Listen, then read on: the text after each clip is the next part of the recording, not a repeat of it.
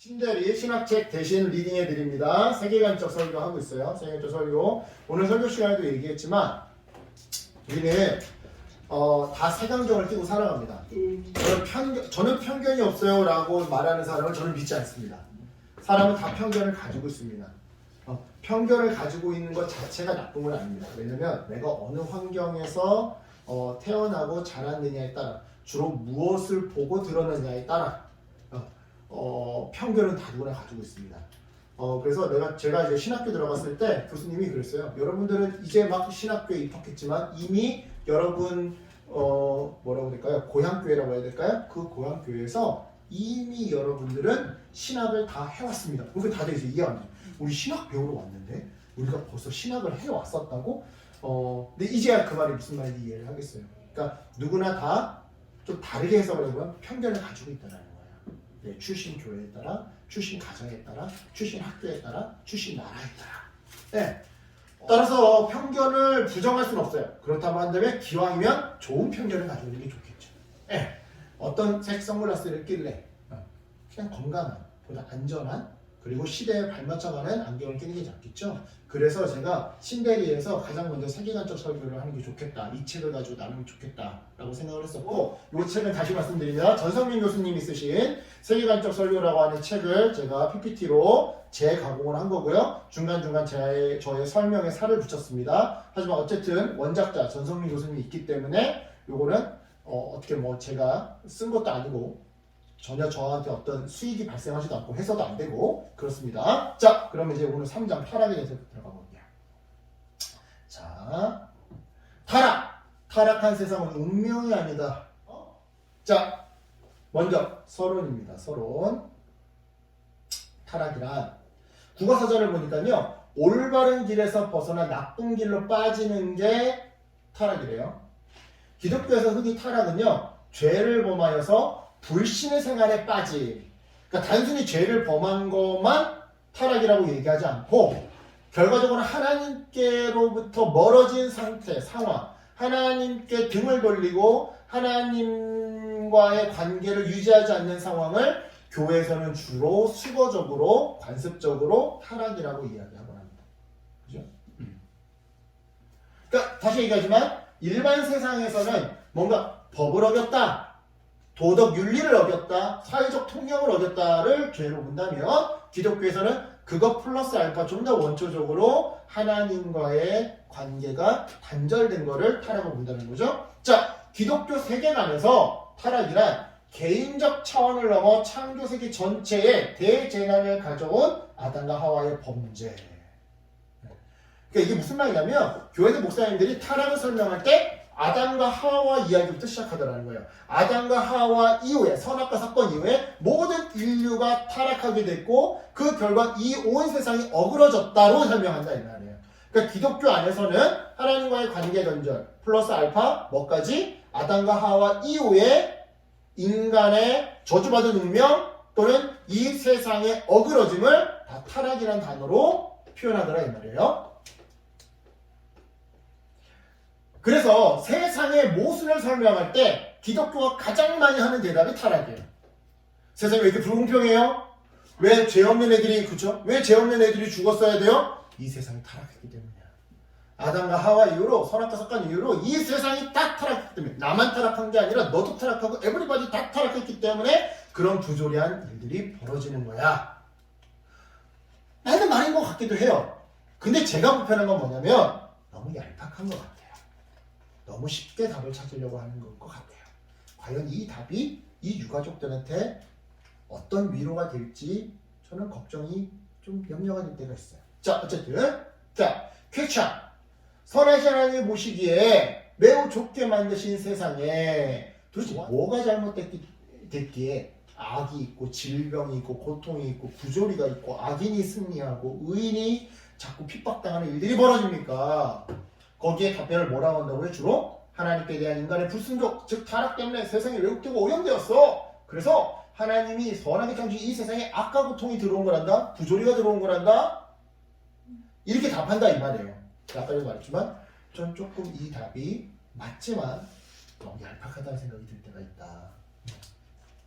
자, 타락의 세 가지 측면을 보겠습니다. 흔히 우리는 교회 생활을 하면서 타락하면 아까 전에 앞서 이런 말을 하긴 하지만 이런 말을 우리가 쉽게 해서 그런지 모르겠지만 어떤 이유에서인지 모르겠지만 이런 말을 함에도 불구하고 우리는 자꾸 타락이라는 단어를 하나님과 나 1대1 개인 관계에서만 자꾸 이해하는 경향성들이 있어요. 그러니까 꼭 이런 질문이 들 때만 이 세상이 타락했기 때문이야 하는 것 뿐이지 주로 타락이라는 단어를 오늘날 우리 성도인, 많은 성도인들이 하나님과 나 사이에서의 어떤 개인의 경건의 문제로만 국한시키는 경향성이 있는 것 같다는 거예요. 하지만 그렇지 않다. 타락에는 세 가지 측면이 있다. 첫 번째, 타락의 총체성, 타락의 한계성, 타락의 비숙명성, 선택 가능성인데 오늘 요 세 가지를 쭉 갈 겁니다. 마지막은 여기서 이제 클라이막스를 딱 갈 건데 먼저 타락의 총체성에 대해서 보겠습니다. 타락의 총체성. 창세기 3장이 말하는 총체적인 관계어근. 우리는 죄를 되게 추상적으로 여깁니다. 하지만 성경에서 말하는 죄는 뭐다? 관계 어긋남이에요. 이거 정립하고 가야 돼요. 누구 때린 거. 물론 이것도 죄야. 근데 보다 원초적인 거는 관계가 틀어졌으니까 때리는 거야. 그치? 응. 관계 어긋남이라고 죄를 이해하시는 게 가장 건강하고 좋습니다. 성경을 읽을 때. 아시겠죠? 자, 창세기 3장은요. 우리의 죄로 인해서 하나님과 사람의 관계가 어긋났다라고 얘기를 해요. 자, 오늘 설교 시간에도 제가 지정의를 얘기했는데 이거는 사실 뭐 어느 심리 상담학이고 어느 철학이고 어느 종교고 인간을 표현할 때 가장 많이 쓰는 표현이에요. 인간은 지정의적 존재다. 자, 제가 전에도 얘기했죠. 창세기 3장을 보시면 지정의적인 세 가지 타락이 다 나옵니다. 먼저 창세기 2장 마지막을 보면 24절 볼게요. 창세기 2장이 25절까지 있는데 25절까지 24절을 볼게요. 이러므로 남자가 부모를 떠나 그의 아내와 합하여 둘이 한 몸을 이룰지로다. 그리고 25절 안 읽고 3장 1절로 넘어갈 거예요. 그런데 뱀은 여호와 하나님이 지으신 들짐 중에 가장 강교하니라. 전혀 흐름이 이상하지 않아요. 무슨 말이냐? 25절을 읽지 않아도 창세기 2장 24절과 3장 1절이 이야기가 이어진다 이 말이에요. 근데 생뚱맞게 25절이 삽입됐어요. 아담과 그의 아내 두 사람이 벌거벗었으나 부끄러워하지 아니하니라. 그래놓고서 선악과를 따먹자마자 가장 먼저 어떻게 해요? 어떻게 합니까? 자, 7절에 이에 그들의 눈이 밝아져 자기들이 벗은 줄 알고 무화과 나무 잎을 베고 치마로 삼았더라. 이 예전에는 뭐예요? 벗었으나 부끄러워하지 않아. 너의 민낯이, 나의 민낯이 네 앞에서 안 부끄러워. 내 이런 밑바닥을 보여줘도 괜찮을까? 안 부끄러워. 수치심이 없어. 내가 좀 이빨 못 닦고 저기 뭐야 이에 고춧가루 좀 묻어 있어도 날 이쁘게 봐줄까? 안 부끄러워. 응. 근데 선악과를 따먹고 나니까 관계가 어그러졌어. 관계가 어그러지니까 어떻게 돼? 부끄러워요. 그래서 루이비통으로 가려야 될 것 같아. 응. 저기 뭐야 뭐 BMW로 가려야 될 것 같아 나를. 응. 그치? 뭐 조텍캐슬 더 프리미엄 어쩌고저쩌고 그 이름이 길수록 더 고급 아파트인데 네, 요즘에 보니까 거기 살아야 좀 내가 가려질 것 같아. 무슨 말인지 알겠어요? 지정의에서 감정적인 사람들이 느끼는 핵심 감정이 수치심입니다. 수치. 이런 나를 괜찮게 바라봐 줄까? 그러니까 벌써 수치심이 어긋나니까 가려요. 그리고 지정의에서 지가 발달한 사람, 지가 핵심 감정인 사람들의 핵심 이 약점이 뭐냐면 두려움이에요. 여기 보시면 10절에 이르되 내가 동산에서 하나님의 소리를 듣고 내가 벗었으므로 두려워하여 숨었나이다. 무서워요. 마찬가지로 전지전능한 저 신이 악신이면 어떡하지? 내가 말을 안 듣는데 나를 뚜드려 패면 어떡하지? 무섭기 시작해요. 내가 살아남을 수 있을까? 지정의에서 의를 핵심 감정으로 가지고 있는 사람들의 가장 큰 약점이 뭐예요? 분노, 게으름이에요. 자, 여러분 심리학적으로 분노, 게으름, 남탓, 떠넘기는 거 요거는 세트 메뉴입니다. 요걸 한 덩어리예요. 심리학에서. 우리는 게으름을 오늘 할 일을 내일로 미루는 거 게으름이라고 생각을 하죠. 그것도 게으름인데 심리학적으로는 하나가 더 붙어요. 내 일을 누군가한테 떠넘기는 것도 게으름이에요. 나의 책임을 누군가한테 떠넘기는 것도 게으름이에요. 그래서 심리학적으로는 게으름, 분노, 남 탓을 세트 메뉴로 한 덩어리로 봐요. 자, 볼게요.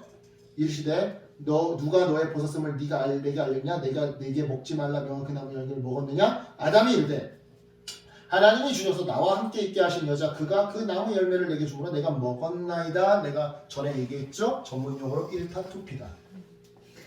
일타쌍피다. 지금 뭐 하고 있는 거예요? 떠넘기고 있는데 여자 때문에 먹었다 플러스 알파 하나님이 만들어주신 저 여자.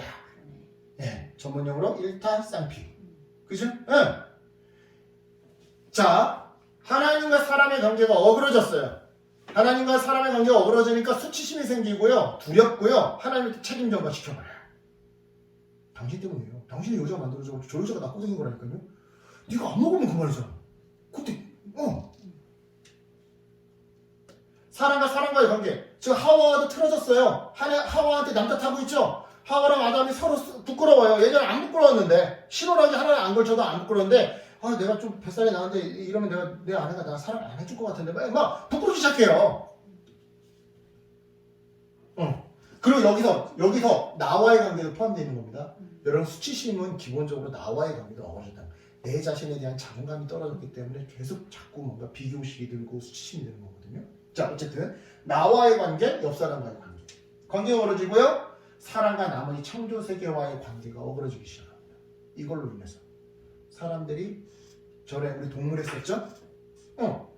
자, 또 2장 제가 그 얘기 했었어요. 창세기 2장에 15절 2장 15절에 여호와 하나님이 그 사람을 아담을 이끌어 에덴 동산에 두어 그것을 경작하며 지키게 하시고 자 여기서 지키게 하시고 세번역 성경에는 돌보게 하셨다. 네, 돌보게 하셨다. 그러니까 우리는 돌보는 거야. 동물을 돌보라고 지어진 존재지 동물 피라미드 최정점에 서서 동물을 지배하고 억압하고 막 진짜 움직이지도 못하게 닭장에다 가다 놓고서는 막 주사 맞춰가지고 다리가 분질러지게끔 태어나서 거기서 나온 달걀 먹고 이렇게 하라고 인간을 하나님의 형상으로 지은 게 아니다 이 말이야. 돌보라고. 근데 관계가 어그러졌어. 사람과 남은 창조세계와도 관계가 어그러졌어. 자연을 황폐하겠어. 자 그런 얘기했죠. 핸드폰 하나를 더 만들 때마다 누가 죽어나간다? 고릴라가 죽어나간다. 왜? 핸드폰의 주성분이 뭐다? 콜탄이다. 콜탄이 주로 어디에 묻혀있다? 고릴라 서식지에 묻혀있다. 그러니까 핸드폰 한 대를 더 만들기 위해서는 고릴라 서식지를 더 깎아먹어야 되고 고릴라가 더 사냥당한다. 약탈. 어그러지는 거예요. 이것들이 다 어긋났음을 알려주는 거예요. 그러니까 아까 전에 말씀드린 우리는 타락이라는 것을 너무 지나치게 개인화시키는 경향성이 있습니다. 오늘 한국교회 안에서. 그러니까 원래 한국은요 관계주의 사회인데 제가 전에도 얘기했지만 관계주의라는 건 뭐예요? 집단주의와 개인주의 그 중간 교점에 있는 게 관계주의예요. 관계주의는 뭐라고요? 집단주의와 개인주의의 중간에 껴있는 게 이 관계주의인데 그죠? 이 관계주의인데 그래서 그런지 몰라도 이 서구적인 문화가 많이 들어오면서 이 관계주의의 추가 옛날처럼 그런 어떤 대가족 사회 속에 또는 시종 문화 속에 집단주의로 추가 가기보다는 서구 문화가 들어오면서 이 추가 개인주의로 많이 가버렸어. 그러다 보니까 타락도 너무 개인화시키는 거야. 하나님과 나와의 1대1 관계 속에서의 타락.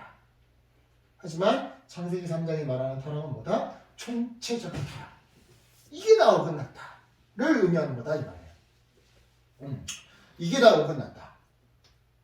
따라서 여러분 신앙을 사적인 영역의 문제로만 생각하면 안 되는 거예요. 1대1 관계, 하나님과 나 사이의 1대1 관계로만 이해해서는 안 되는데 이렇게 될 경우에 죄에 대한 이해 또한 사적인 영역에 제한시켜버리는 거예요. 그러니까 사회적인 구조적인 뿅아리가 그렇게 막 인공으로 주사 맞아서 다리 분져졌다는데 전혀 무감각하게 그거에 대해 느끼지 못하고 그저 내가 오늘 하루 큐티 못했네? 그저 오늘 내가 하루 교회 못 갔네? 이거에만 국한되어져 버리더라는 거예요.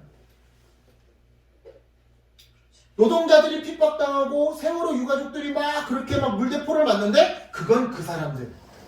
오 주여 내 죄가 크오니 나는 오늘 말씀을 읽지 않았습니다. 오 주여 이것만 하고 있는 거예요. 마약하는 사람들 영상을 보여줬어요?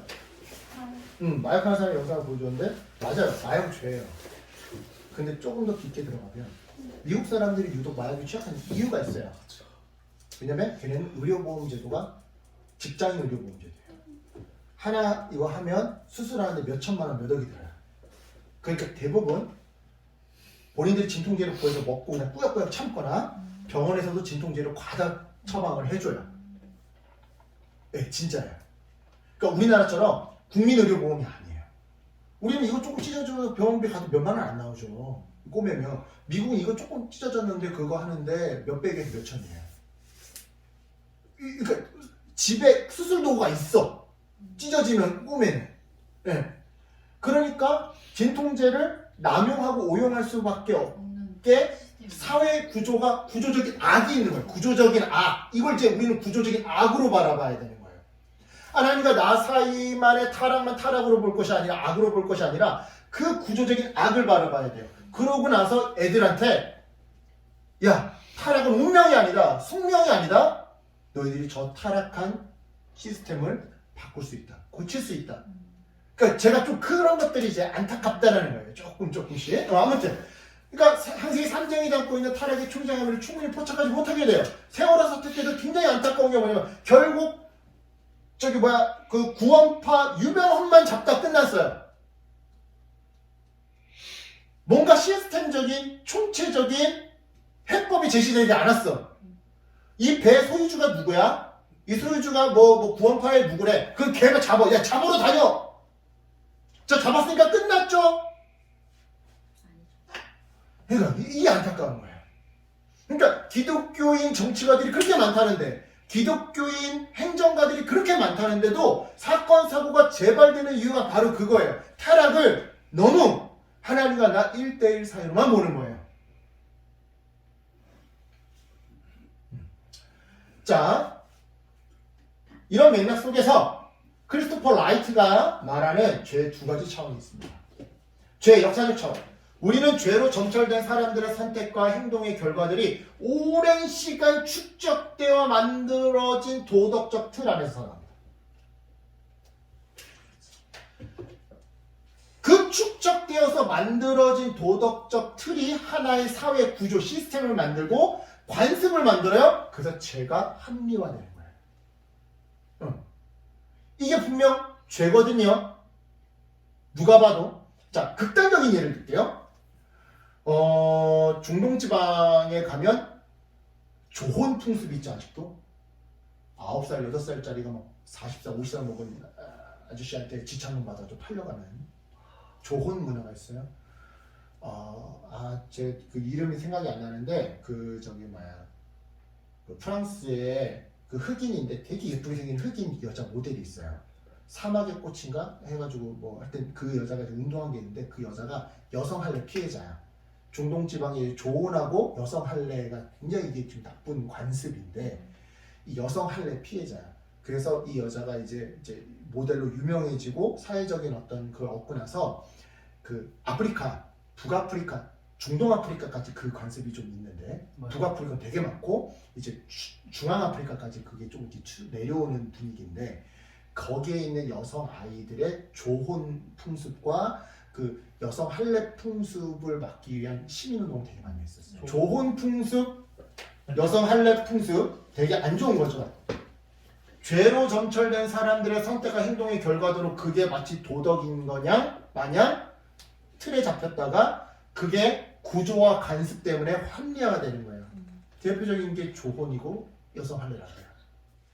단지 인간의 모든 차원이 죄의 영향을 받는 것 뿐만이 아니라 단지 모든 인간이 죄인이라고 말해서만은 안 된다. 또한 서로에 대한 우리의 사회적, 경제적 관계 전체가 그리고 땅 자체에 대한 우리의 생태학적 관계 전체가 모두 왜곡되고 일그러졌다는 것을 우리는 이해해야 된다는 거예요. 죄를, 관계 문제를 이해해야 되는데 이때의 관계를 마치 하나님과 나 사이의 관계 아니면 내 남편과 내 아내와의 관계 이렇게 너무 축소해서 보지 말고 대기업과 소상공인 간의 관계 또는 인간과 동물과의 관계 이렇게 우리는 좀 확대 총체적으로 봐야 돼요. 그러면 두 번째 이슈로 넘어가 볼게요. 타락의 총체성에 대해서 우리가 배웠고 타락의 한계성 여기서부터 이제 여러분들이 조금 기존에 내가 가지고 있던 생각의 균열을 갖는 내용들이 나올 겁니다.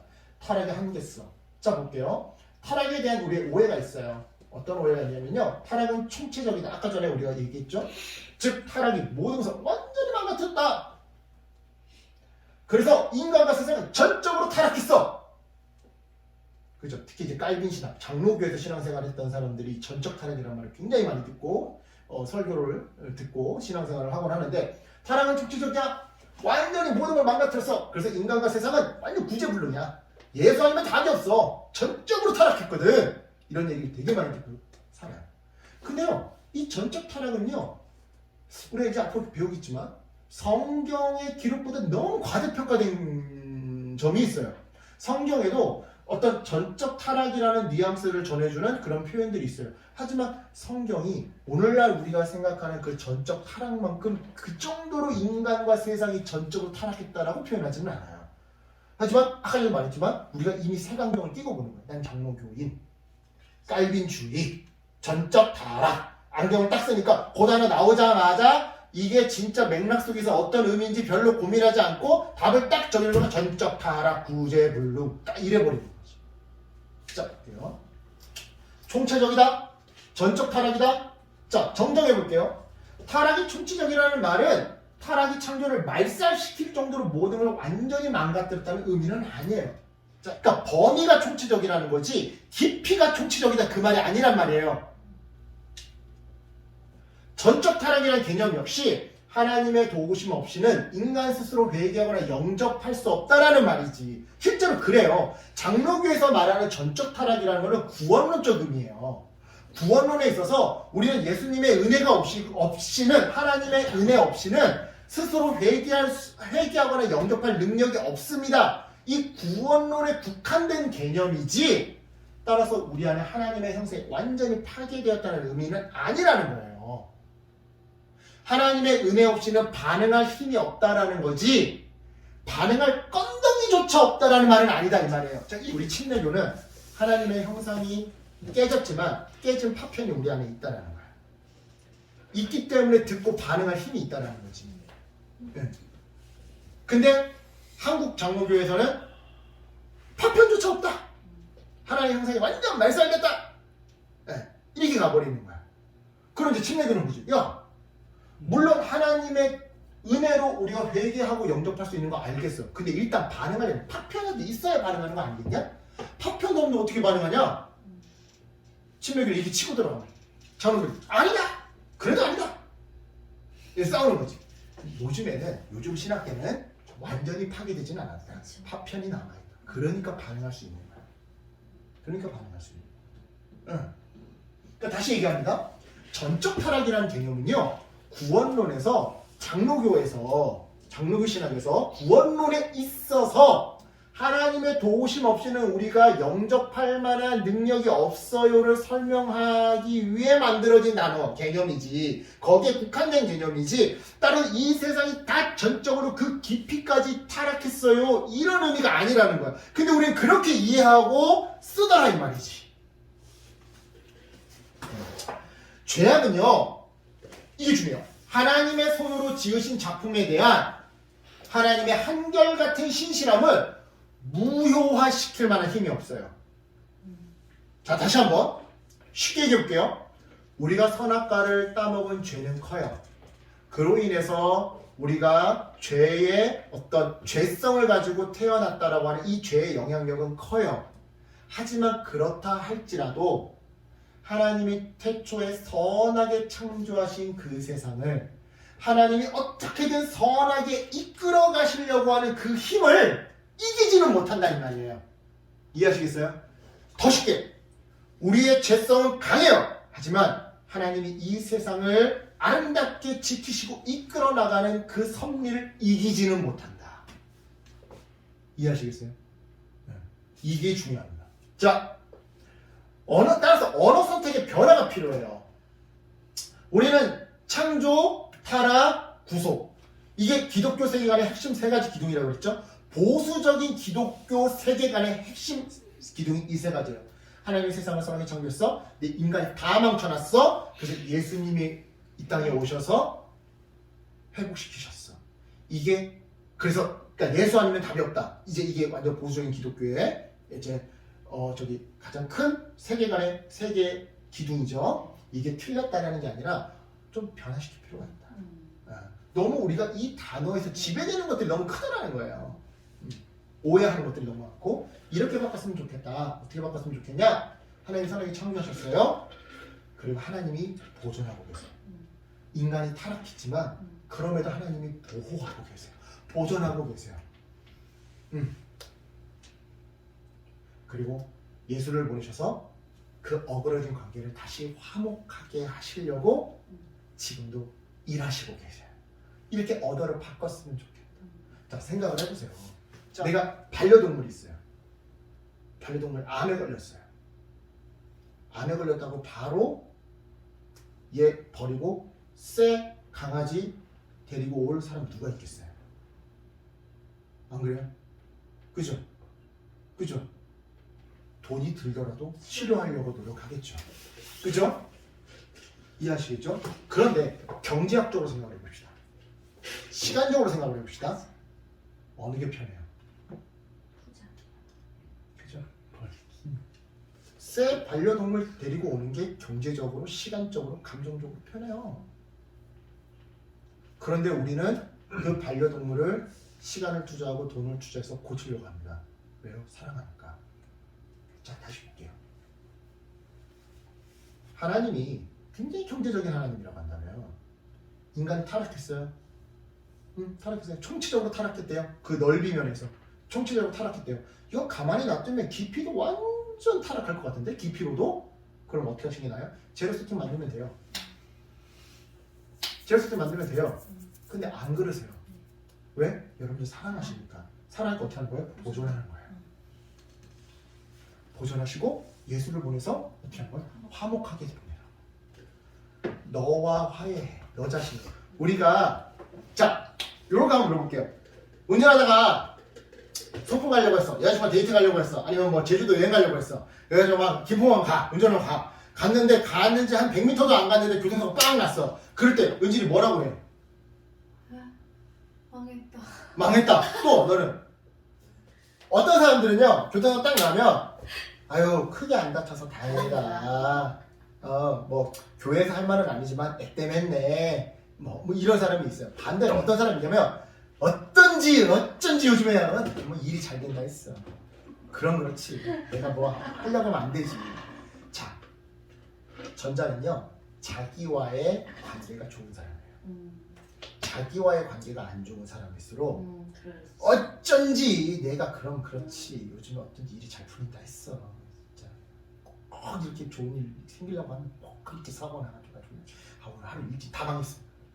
나와의 사이가 안 좋을수록 이러는 경향성이 커요.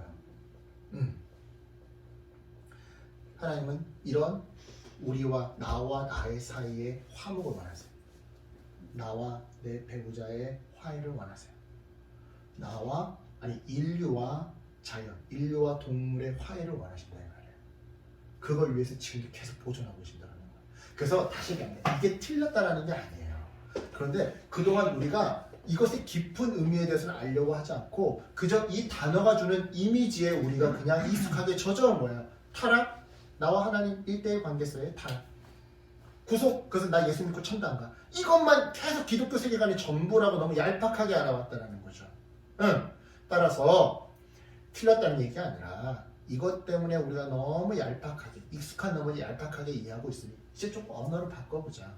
인류가 타락했지만 그 범위 면에서 전적으로 타락했지만 범위 면에서는 총체적으로 타락했지만 그리고 구원적인 면에서는 전적으로 타락해서 하나님의 은혜 없이는 우리가 구원받지 못하는 존재가 되었지만 그런 우리와 그런 이 세상을 하나님은 붙들고 계신다. 왜? 화목해 하기 위해서 이렇게 바꿨으면 좋겠다. 이게 성경적이죠. 그러니까 이게 성경 긍정적이죠. 그죠? 네. 이렇게 하면 하나님 너무 양측의 하나님이죠. 맞아요. 너무 무서운 하나님 또는 야속한 하나님 너무 좀 얍삽이 같은 하나님. 그죠? 어떤 하나님이 진짜 우리의 아버지 같은 하나님일까요? 그죠? 그러니까 이런 안경이 필요합니다. 여러분이 성경을 읽을 때 너무 이런 안경으로 보면 우리 막 정수처럼 그러니까 인간은 안 돼. 인간 전적 차와. 완전 볼게요. 네. 성인규 교수님이라는 분이 이런 말을 했어요. 만물은 타락했음에도 불구하고 제가 조금씩 살을 붙여서 이해하기 쉽게 타락했음에도 불구하고 지금껏 그리스도에 의해서, 그러니까 하나님의 은혜에 의해서 보존되고 있다. 그리고 이걸 이해하셔야 돼요. 이걸 이해를 못하면 하나님은 아까 전에 그 영화에서 베데시에서 루터가 얘기했던 것처럼 전지전능하지만 악한 신이 되어버리는 거예요. 부조리한 세상에 그냥 우리를 던져놔 버리신 하나님이 되어버린다 이 말이에요. 자, 구속보다 앞서는 보존 보겠습니다. 십자가 사건 이전에도 하나님은 이미 만물을 붙들고 보존해 오셨어요. 그 증거를 보여드릴게요. 자, 구속과 상관없이 하나님의, 그러니까 예수님의 십자가 사건과 상관없이도 창조 세계에 나타난 죄의 파괴적인 영향은요, 구약 성경을 보면 억제되고 상쇄돼요. 일단은 그렇다고 보세요. 일단 증거를 좀 뒤에 더 제시할 테니까. 하나님은 인간의 불순종이 그분의 창조를 전적인 혼동에 빠지게 하는 것을 결코 내버려 두지 않으셨다라는 거예요. 계속해서 구약 성경을 읽어보면. 그러니까 아브라함을 선택하시고, 이스라엘 민족을 선택하시고, 이스라엘 민족이 실패하면 다시 포로로 보냈다가 또 다시 데리고 오시고, 끊임없이 반복하고 시도하시는 거잖아요. 그죠? 내버려뒀다면 다시 시도하지 않죠. 아예 그냥 버려두고 끝이죠. 반려동물 새로 데리고 오면 되는 거지. 그분은 모든 파괴의 위력 앞에서 자기의 창조 세계를 보존해요. 우리의 죄성 앞에서, 인류의 죄성, 파괴적인 죄성 앞에서도 이 창조 세계를 어떻게든 보존하신다는 거예요. 타락한 인간도 여전히 인간이에요. 따라서 부정직한 사업도 여전히 사업이에요. 무신론적 문화도 여전히 문화예요. 인본주의적 통찰력도 여전히 참된 통찰력일 수 있는 이유는 바로 창조, 뭐예요? 하나님의 이 보존, 내버려두지 않으시는, 보존하시는 이 은혜 때문에 타락한 저 인간도 너 타락했으니까 너 사람 바꿔, 이게 아니라는 거예요. 미안해, 너 아니야. 아무튼 타락한 인간도 우리가 여전히 인간으로 존중할 수 있는 이유는 뭐예요? 보존하고 계시기 때문인 거예요. 비록 저 사업이 불의한 사업이지만 우리가 당장에 막 방망이 들고 막 두들겨 패고 막 불사지르고 이러지 않을 수 있는 이유는, 우리가 그래도 기다려줄 수 있는 이유는 하나님 보존하시기 때문인 거예요. 이해하시겠어요? 하나님의 사랑이 느껴지네. 그죠? 하나님의 은혜. 네. 죽을 수밖에 없는 타락한 존재임에도 불구하고 보존하시고 그쵸. 화목하게 하기 위해서 네, 기다려주시는 거예요. 네, 그게 느껴지네. 네, 그게 하나님이시죠. 자, 타락의 한계를 이제 보여주는 증거 본문들을 제가 말씀드릴게요. 자, 시편을 보겠습니다. 분명 여기를 읽어보시면 분명 타락 이후의 상황임에도 불구하고 창조 세계의 아름다움과 그것을 돌보신 하나님을 찬양해요. 아담과 하와 이후로 이 세상이 타락했음에도 불구하고, 그 인간들이 이 자연을 황폐하게 쓰고 있음에도 불구하고 창조 세계가 여전히 아름답다. 그것을 붙드시는 하나님의 일하심을, 아름다우심을 찬양한다. 더 이제 극명한 거, 더 직접적인 거. 창세기 4장 4절. 창세기 4장 4절. 아벨은 자기도 양의 첫 새끼와 그 기름을 드렸더니 여호와께서 아벨과 그의 제물은 받으셨으나 라고 나와있죠. 자, 아벨의 제사를 받았대요. 근데 시간 순서를 봅시다. 창세기 3장에서 아담과 하와가 타락했죠. 자, 그 뒤로 아담과 하와가 회개했다는 말이 나오나요? 안 나와요. 아담과 하와가 예수님이 영접했다는 얘기 나오나요? 안 나와요. 그런데 아담과 하와의 자녀인 아벨의 제사를 받아주시네요. 네, 받으셔요. 그러니까 타락했지만 그런 우리를 사랑하시고 품어주시고 받아주시는 하나님의 은혜가 더 크다라는 거예요. 타락이 파괴적인 건 맞아요. 가볍게 보라는 의미는 아니에요. 하지만 그 타락을 하나님의 은혜보다 더 크게 보지 말라는 거예요. 또 볼게요. 창세기 4장 9절부터 15절. 자, 볼게요. 자, 여호와께서 가인에게 이르시되 네 아우 아벨이 어디 있느냐? 그가 이르되 내가 알지 못하나이다. 내가 내 아우를 지키는 자니까. 이르시되 네가 무엇을 하였느냐? 네 아우의 핏소리가 땅에서부터 내게 호소하느니라. 땅이 그 입을 벌려 네 손에서부터 네 아우의 피를 받았은즉 네가 땅에서 저주를 받으리니 네가 받을 가라도 땅이 다시는 그 유력을 내게 주지 아니할 것이 너는 땅에서 피함을 유리하는 자가 되리라. 가인이 여호와께 아뢰되 내 제벌이 나이가 너무나 무거우니이다. 주께서 오늘 이 집에서 나를 쫓아내시오되 내가 주의 나 주의 오주의 엄살이니 내가 땅에서 피하여 유리한 자가 되시라. 우리 나를 받는 자가 나를 부인나이다. 여호와께 내게 이르시되 그렇지 아니하다. 그 아인 죽이는 자는 벌집을 받지 말으시고 모르겠다. 자 아무튼 삐뚤 뻔했는데 자 여기서 여러분 중요한 건 뭐냐면요. 가인의 죄에 굴복해 아벨을 죽인 이후에도 하나님은 가인과 지금 대화하고 계세요. 이게 포인트. 우리는 죄를 지으면 이 죄책감 때문에 하나님 나를 버리실 거야, 하나님 나를 안 만나 주실 거야 라고 생각을 하곤 해요. 근데 지금 보세요. 가인은요 죄책감도 없어요. 죄책감도 없는데 그런 가인에게 하나님이 찾아와 만나 주셔요. 여러분 이 하나님의 은혜를 찾고 계지 마세요. 물론 우리가 회개해야 돼요. 하지만 우리가 회개를 해야지만 주님이 나에게 찾아와 주시는 게 아니에요. 그렇게 되면 내가 조금 어려운 얘기 볼게요. 그렇게 보면 만약 그렇다고 한다면 구원의 주도권이 누구한테 있는 거야? 나한테 있는 거야.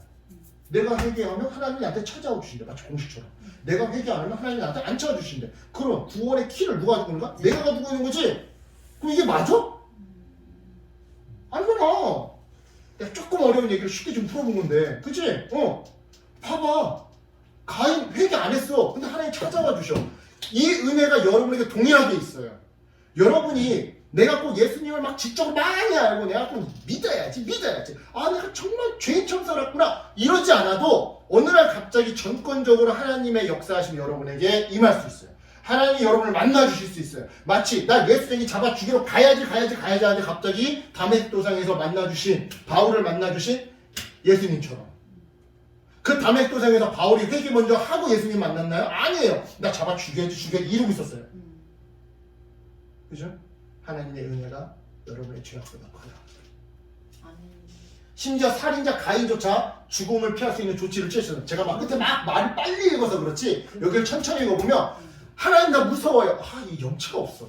진짜. 철면피야. 지가 아벨 죽여놓고 사람들이 나한테 복수할 것 같은데요. 나 좀 어떻게 좀 살려줄 증표를 주세요. 그러니까 하나님이 가인한테 증표 줘. 그거야. 내가 좀 빨리 내가 랩하듯이 읽어가지고 여러분들이 지금 내용 파악이 안 되는 건데 다시 천천히 읽어봐. 그랬더니 하나님이 증표를 주셔. 얘 회개 안 했다니까? 얘 예수 안 믿었다니까? 예수님 오시려면 아직 몇 천년 남았다니까? 하나님의 은혜가 우리의 타락을 뛰어넘습니다. 자, 타락 이후에도 하나님은 에녹과 노아, 심지어 하나님과 동행했습니다. 그러니까 쉽게 얘기하면 아직 예수님 오시지도 않았는데 에녹과 노아는 하나님과 동행했다라고 나오네요. 아직 성령의 역사가 나타날 성령의 시대가 아닌데 사도행전 가야 성령의 시대인데 그죠? 아직 예수님도 안 오셨고 성령의 시대도 아닌데 하나님과 동행했다고 나오네요. 이런 표현들. 어떤 증거? 타락의 한계. 타락이 아무리 총체적이어도 하나님의 은혜를 뛰어넘지 못한다. 하나님의 사랑, 여러분들을 향한 사랑을 뛰어넘지 못한다를 보여주는 증거라는 거예요. 자,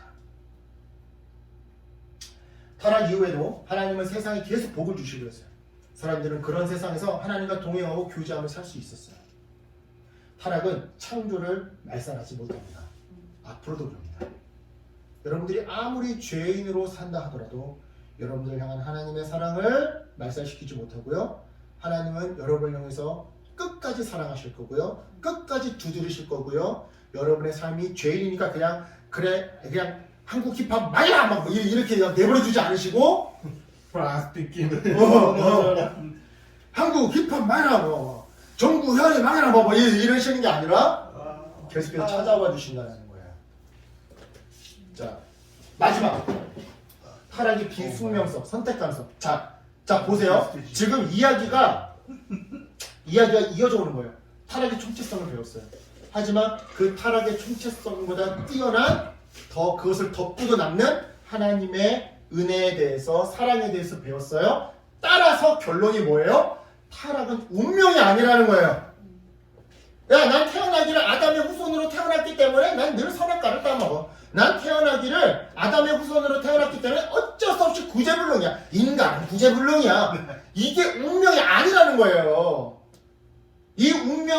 핍박에서 벗어나라 이 말이에요.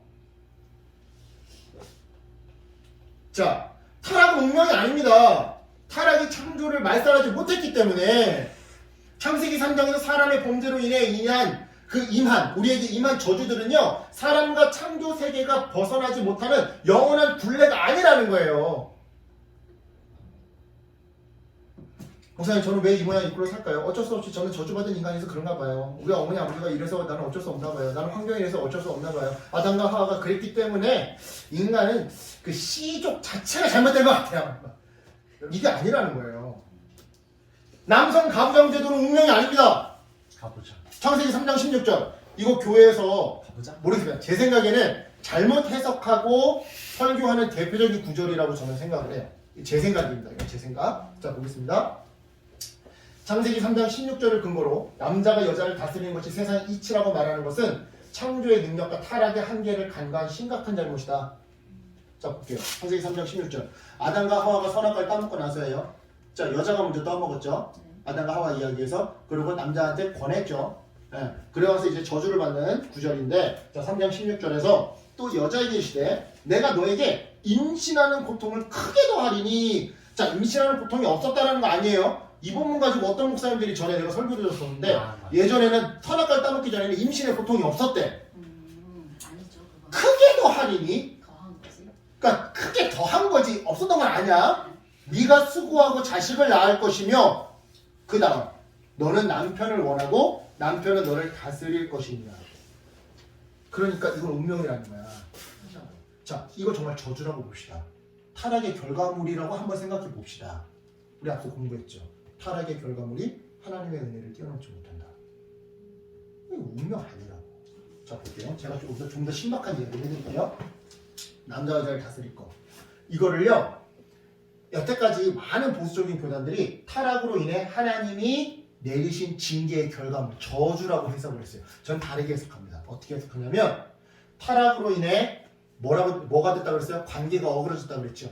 관계가 어그러졌고 그 결과 인간들이 자초하게 된 왜곡된 관계의 하나의 결과물이에요. 그거를 하나님이 예지하고 말씀해 주신 거예요. 다시 한번 달라요. 만약 이 노선을 따르게 되면 어떻게 해석하는 거야? 여자가 먼저 선악과를 따먹기 때문에 심판받은 거야. 이렇게 해석을 하는데 저는 그렇게 해석하지 않고 선악과 하나님 따먹으려고 따먹었네요. 지들이 따먹고 싶어서 따먹었지? 그러니까 그 결과가 뭐야? 관계가 어그러졌다고요. 그러니까 남자와 여자 부부 사이의 관계가 어그러졌어요. 어그러지면 어떻게 될까요? 당연히 힘이 누가 세요? 남자가 세지. 자, 이 시대는 사냥으로 먹고 살고 농경으로 먹고 살던 시대예요. 그죠? 그러면 누구한테 힘이 있어요? 남자한테 힘이 있어요. 자녀를 낳아도 남자를 많이 낳아야 걔가 곧 생산력이에요. 그죠? 네. 근데 생각을 해봅시다. 힘은 왜 있는 거예요? 약자를 보호하고 있는 거죠. 근데 관계가 어그러졌어요. 관계가 어그러졌으니까 이 힘을 내가 더 많이 상대방보다 더 많이 가지고 있는 이 힘, 노동력 이거를 보호하는 데 쓰지 않고 어디에 쓰는 거예요? 누르는 데 쓰는 거예요. 그러니까 남성 가부장제도는요 하나님께 받은 심판, 저주가 아니라 인간이 선악과를 따먹고 관계가 어그러졌기 때문에 그에 따라서 인간이 자초하게 된 굴레예요. 그거를 예지해주고 말씀해 주신 거지 저주다 겠다 받아라 하신 게 아니라 이 말이에요. 이거 굉장히 중요한 겁니다, 여러분. 이걸 이렇게 해석을 해야 나중에 사도 바울이 에베소서와 골로새서에서 남자와 여자는 피차 복종할지다 이 말이 이해가 가는 거야. 예수님의 사역은 창조의 원형으로 돌리는 사역인 거잖아. 그럼 예수님 이후에 바울의 가르침 남자 여자가 피차 복종하라는 거는 창조의 원형이라는 거네? 그러니까 뭐야? 가부장 제도는 저주가 아니라는 거야. 인간이 죄악 속에서 관계가 어그러졌을 때 나타나는 죄의 결과물이라는 거지 하나님이 내리신 징계의 결과물이 아니라는 거야. 네. 네.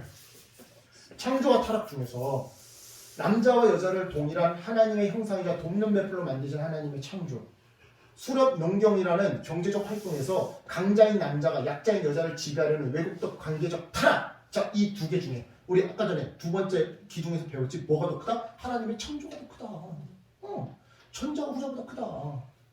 따라서 죄의 역사가 제도화시켜버린 관습화시켜버린 문화화 시켜버린 남성 가부장 문화가 아닌 하나님이 창조하신 관계의 원형, 평등, 피차복종을 여러분 선택할 수 있다 이 말이에요. 우리 엄마 아빠가 이렇게 살았어. 그러니까 나도 이렇게 살아야 돼. 이거 아니라고. 이거 아니라고. 네, 그러니까 우리가 성경을 읽어도 가정 안에 화목이잖아요. 네네. 화목이잖아요. 그럼 우리가 성경을 읽었을 때 결과물이 화목이어야 되거든요. 근데 성경을 읽었을 때 결과물이 화목이 아니라 다른 열매가 맺힌다라는 거는 그 생각이 잘못됐다는 얘기 아닐까요? 그러니까 우리가 그렇게 그러니까 우리가 열매로 나무를 안다라고 했는데 내가 이런 안경을 끼고 성경을 읽었는데 화목의 열매가 맺히는 게 아니라 누군가는 평생 마음속이면서 명절 때 자기 친정 안 가고 싶은 여자가 어디 있겠어.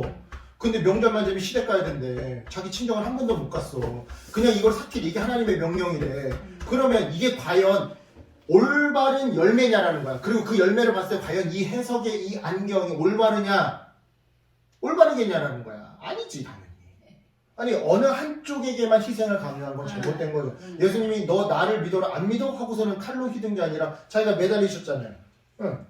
성경에서 남자들아 남편들은 아내를 사랑하기를 그리스도가 교회를 사랑하듯이 사랑하라. 그리스도가 교회를 어떻게 사랑해? 자기 몸을 내줬거든요. 희생하면서 사랑했거든요. 그러니까요. 여자보다 남자의 사랑이 더 커야 돼요. 남자는 끝까지 희생해야 되는 거예요. 가족을 위해서. 사실은. 그러니까 그런 것도 문자적으로 안 받아들이죠. 그렇죠. 네.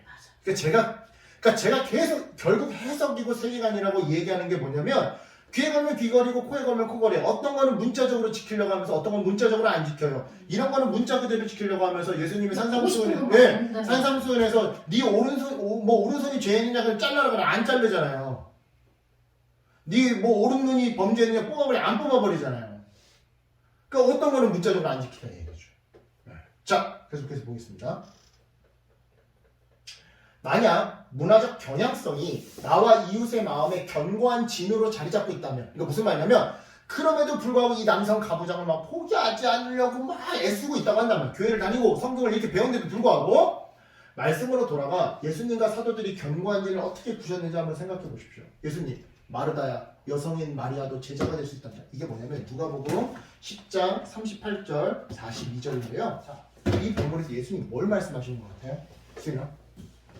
이 당시에는 이제 이런 식탁이 아니라 약간 눕는 듯한 이런 거예요. 그러면 굉장히 가부장적인 이제 이 이스라엘 사회도 그렇기 때문에 여자가 주로 이제 주방 일을 하죠. 그리고 남자들은 뭐냐면 이렇게 앉아서 여기서 이제 시사 이야기를 하고 정치 이야기를 하고 뭔가 교훈의 말씀을 듣고 굉장히 또한 이제 이스라엘 이때 이 당시에 굉장히 종교적인 시대였기 때문에 종교 말씀을 듣고 이런 건데. 이 자리에 앉아서 뭔가 선생님을 모시고 배움을 얻을 수 있는 거는 남자만 할 수 있는 그치 너를 낄 자리가 아니지. 그쵸. 이거지. 그리고 더 나아가서 이럴 경우에는 음란한 여인으로 오해를 받아요. 그러니까 한마디로 포슐라이제이션 하려고 지금 하고 있는 거다라는 오해를 받아요. 네. 그러니까 여러 일로 그러니까 분주해서 그러니까 집안일이 많아서 그런 것도 있어요. 근데 플러스 알파 저거는 남자가 할 일이야. 그리고 내 동생이 저 선생님을 유혹한다라고 오해받을 수 있어. 그 상황인 거예요. 그 중동 문화 속에서. 네. 그런데 예수님이 뭐라 그래요? 마르다야? 마르다야 뭐라고 얘기해요 여기서? 몇 가지만 해도 혹은 한 가지만 해도 족하니라 마리아는 이 좋은 편을 택하였으니 빼앗기지 아니하니라. 걱정하지 말라는 거예요. 이 얘기는 여러 가지 의미가 있는데 그 중에 하나 여자도 제자가 될 수 있다는 거예요. 여자도 남자가 있는 자리에 껴서 함께 말씀을 배울 수 있다는 거예요. 네. 그러니까 예수님은 지금 그 가부장 사회 속에서 가부장을 전복시키고 있는 거예요. 그쵸. 네. 바울, 남자 여자는 피차복종해야 합니다. 이미 제가 아까 전에 얘기했죠. 조금만 더 얘기를 해보면 내가 이거 진짜 꼭 얘기하고 싶어가지고 저는 이거 진짜 결혼 그 예비 결혼하는 친구들이 이제 제가 전에 교회에서 한 몇 커플 결혼시켰거든요. 저희 청년부에서 만나가지고 했는데 걔네들이 꼭 얘기하는데 여기 보시면 에베소 5장 21절에 그리스도를 경외함으로 피차 복종하라 라고 하면서 이제 그 밑에 아내와 남편 이야기가 나오고 자녀와 부모 이야기가 나오고 종과 상전이 나와요. 그러니까 대전제는 뭐예요? 피차 복종이에요. 그러니까 부부 사이의 피차 복종이고 부모와 자녀 사이의 피차 복종이고 종과 상전 사이의 피차 복종이에요. 그러니까 대전제가 있어요. 이걸 벗어나면 안 돼. 그런데 그 대전제를 벗어나고 어떻게 얘기하냐면 22절에 아내들이여 자기 남편에게 복종하기를 주께 하듯해라. 그리고서는 25절에 남편들은 아내 사랑하기를 그리스도께서 교회를 사랑하시고 여기까지만 읽고 희한하게 본문을 다 읽어도 설교는 딱 내가 읽은 딱 요만큼만 해. 그러고서는 뭐야? 아내들 남편한테 복종하세요. 남편은 아내들한테 사랑해주세요. 자, 이 말을 들으면 여러분 어떤 선입감과 어떤 뉘앙스가 느껴져. 아내는 남편한테 복종이야. 복종하라는 거고 남편한테 사랑하래. 네, 맞아. 근데 여러분 더 힘든 거는 사랑이에요. 내가 얘기했지. 그리스도가 교회를 사랑하듯이 자기 목숨을 사랑하는 거예요. 근데 실제로 그래. 복종은요 사랑 없이도 할 수 있어. 그러네. 복종은 사랑 없이도 할 수 있어. 맞잖아. 맞아. 그리고 사랑은 이미 복종을 포함하고 있어. 음. 사랑하면 팥칼국수 먹고 싶어도 해물칼국수 먹으러 간다니까. 음. 내 안에 입맛에 복종한다니까. 사랑은 이미 복종이 포함된 거야. 복종이 빠지면 사랑이 아니야. 남편에게 더 큰 어떻게 보면 책임이 더 큰 책임이에요. 책임이. 네, 근데 이게 깊게 안 들어가는 거예요. 그러니까 제가 늘 답답한 게 너무 얄팍하다. 왜 자꾸 이렇게 얄팍하게 하나. 그러니까 강연 들으러 가시는 거예요. 일요일날 교회 안 나오고 강연 들으러 가는 거예요. 강연이 더 깊거든요. 안타까운 거죠. 남편이 훨씬 네, 책임. 복종은 사랑 없이도 한다니까요. 미워하는 마음으로도 복종할 수 있어요. 월급 주면 복종할 수 있어요. 직장 상사한테. 진짜 시쳇말에 이런 말 있어. 돈 주는 게 하늘이다. 월급 주면 간이어서 다 내릴 수 있다는 거야. 사랑 없이 할 수 있는 게 복종이야. 근데 사랑은 이미 복종을 포함하고 있는 거야. 그러니까 남편한테 더 큰 걸 요구하고 있는 거라고. 어쨌든 바울은 피차 복종이라고 얘기를 해요. 가부장적인 그 유대인 사회 속에서 그리고 그리스 로마 사회 속에서 전복을 이야기하고 있는 거예요. 복음은 타락의 결과가 아닌 창조의 원형을 선택하라고 말합니다. 근데 우리는 자꾸 타락의 결과의 순응이야. 인간은 죄인이니까 다 그런 거야. 그냥 그러려니 해. 이러면서. 또한 자식은 부모답니다. 아까 전에 제가 얘기했죠. 네, 잠깐 제가 얘기했었죠. 저희 부모님 UFC. 진짜 그랬어요. 저는 그래서 우리 두 사람한테도 얘기한 것 같은데 저는 결혼 안 하려고 그랬어요.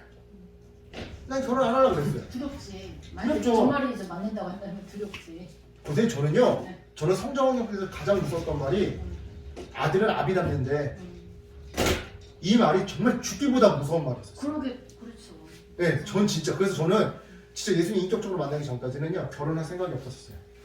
네, 저는 막 전공 살려가지고 어디 취업해가지고 저기 막 고층 아파트 가족 꼭대기층 살면서 여자는 그냥 뭐 한 몇 달에 한 번씩 이렇게 바꿔서 만나면 되고 막 예수님 만나지 이런 사람 차랑 막 바꾸고 막 학원 강사들 옛날에 노량진 학원 강사들은 3달에 한 번씩 차 바꿨거든요. 종합반 학원 강사들. 왜냐면 그때 현금이니까 돈 많이 벌었어.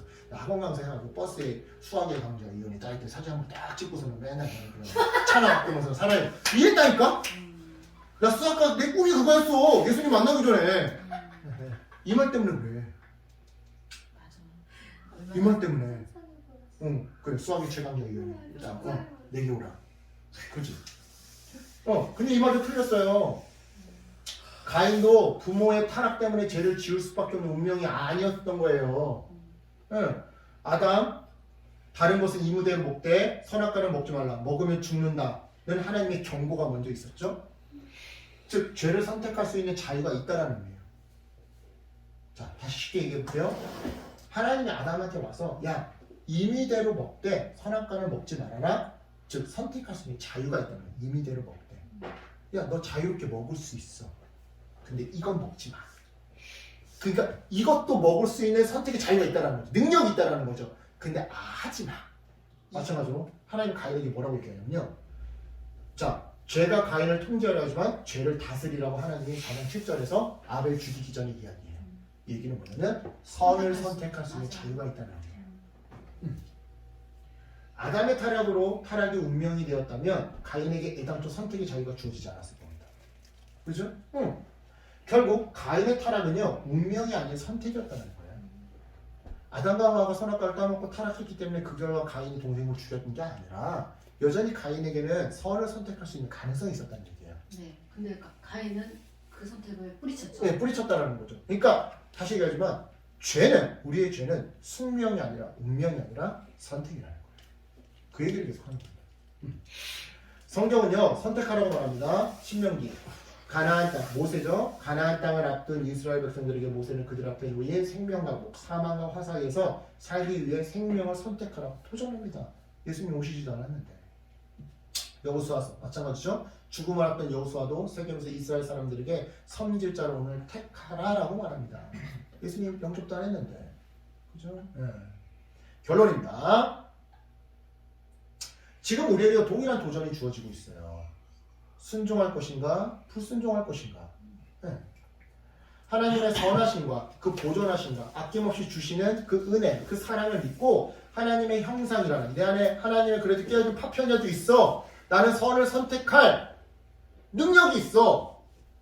그 음성에 순종할 것인가? 아니면 하나님의 선하심을 끝까지 의심하면서 스스로 내 멋대로 살 거야. 그러니까 죄를 선택할 것이냐. 네. 여러분 타락은요 참 사랑의 관계를 맺기 위해 주어진 자유에 내재되어 있던 불순종의 가능성이 현실화된 겁니다. 어려운 말인데요. 쉽게 얘기할게요. 참사랑 하나님 나라를 세워가기 위해서는 참사랑이 필요해요. 그렇죠? 하나님을 참되게 사랑하고 이웃을 참되게 사랑하는 것이 하나님 나라를 세워가는 키포인트예요. 근데 이 참사랑이 가능하려면 자유가 있어야 돼요. 자유가 없이 너 나 사랑해! 그래서 강제로 하는 건 사랑이 아니죠. 자유가 있어야 진짜 사랑이 가능해져요. 참사랑을 맺기 위해서는 자유가 필요해요. 자유가 없는 사랑은요 강요된 복종이지 자발적 순종이 아니에요. 그런데 이 자유가 있으려면요 선택지가 있어야 돼요. 선택지가 없는데 어떻게 자유가 있어요? 참자유가 가능하기 위해서는 순종과 불순종의 선택지가 있어야죠.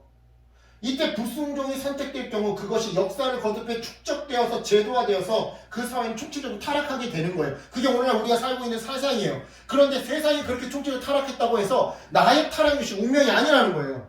여전히 우리에게는 선정과 불순종이라는 선택지가 있고 이것을 선택할 수 있는 자유가 있어요. 그래서 여러분에게는 참사랑을 할 수 있는 가능성이 있는 겁니다. 여러분에게. 그래서 타락은요 다시 우리에게 선택을 요구하는 겁니다. 타락은 운명이 아닙니다. 누구 때문에도 아니에요. 남 탓하지 마세요. 응. 물론 구조적으로 학습되고 강요된 타락이 있기도 해요. 예루살렘의 아이만 저는 아무것도 몰라요. 그냥 히틀러가 시켜서 했어요. 나치가 시켜서 그냥 죽인 거예요. 구조적인 악도 있어요. 있을 수 있어요. 집단주의 속에서는. 하지만 동시에 타락은 당신의 선택입니다. 그럼에도 불구하고 내가 선택할 수 있어요.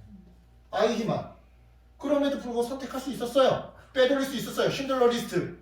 맘만 먹으면 지가 빼돌릴 수도 있었어요. 안 했잖아요. 이것도 있어요. 사회적인 구조에 따라서 전체 사회가 악하면 이게 악인지 몰라요. 제가 예전에 얘기했죠. 저기 파푸아 뉴기니의 사위족은 배신이 미덕이라고. 그래서 가룟유다 얘기할 때 가장 박수를 좋아한다고. 예수님 이야기할 때보다. 그럴 수도 있어요. 하지만 그럼에도 불구하고 여전히 우리는 선택할 수 있는 능력이 있어요. 우리 안에는 하나님의 형상이 아직까지 숨쉬고 있거든요. 결론 이겁니다. 상황이 어떠하든 넌 나를 따르라. 여러분 성경을 읽을 때 타락한 인간들의 군상들을 보게 됩니다. 그럴 때마다 역시 안 돼. 예수님이 와야지 해결되지. 이런 식으로 읽지 마시고 그럼에도 불구하고 심판을 유보하시고 붙드시고 인도해 가시고 지금 내가 숨쉬는 이날까지 역사를 이어오신 하나님의 그 사랑에 더 주목하셨으면 좋겠어요. 그래서 여러분 성경을 읽을 때 성경 읽으면서 정말 하나님의 은혜, 우리 하나님 정말 너그러우시다. 하나님 정말 사랑 많으시다. 하나님 어쩜 이렇게 대단하실까요? 경탄하시는 저 여러분들을 주님의 이름으로 축원합니다. 기도하겠습니다. 네, 하나님 감사합니다.